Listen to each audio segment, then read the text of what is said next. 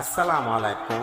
একটা গ্রামে একটা ভাই পানির জন্য কল চাপতেছে, দেখতেছে পানি পড়তেছে না, দেখতেছেন কলটা নড়তেছে। সেই কারণে একটা ট্রাকে করে কতগুলা ইট নিয়ে আসলো, যেখানে পাইপ আছে ওখানে একটা স্ল্যাব করার জন্য।